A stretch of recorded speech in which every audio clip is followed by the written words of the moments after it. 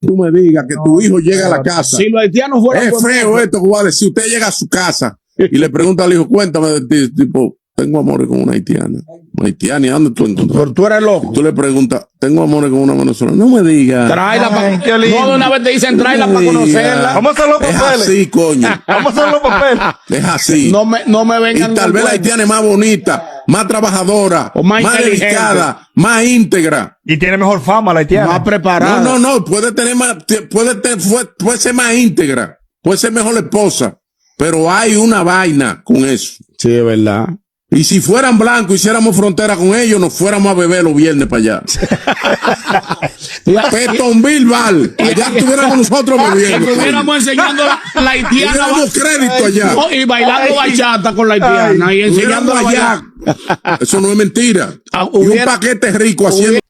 Dans vidéo ça, qui ça Michel dit? Il dit comme ça, si yon petit garçon dominicain va être là, il dit, moi j'aime une femme haïtienne. Il t'a dit, comment femme haïtienne, quand on joue avec bagay ça, donc il t'a couillé d'elle. Même si c'est yon location, par exemple, yon vénézuélienne, il t'a dit demain, il t'a dit, pour te venir, pour nous balle papier, c'est bien, ok?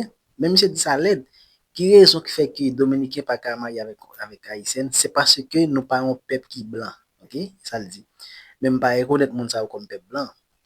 Bon, comme il dit, mon ça pas blanc. Il dit si encore il dit si l'autre bord frontière c'était un peuple couleur qui était gagné, il dit yo même yo a traversé à marier ensemble avec les femmes haïtiennes parce que yo sont peuple couleur. Yo pas faire mes frontières avec eux, pas faire raciste comme ça ensemble avec eux. OK, c'est ça l'a dit là dans la vidéo. Donc c'est gros cause guys.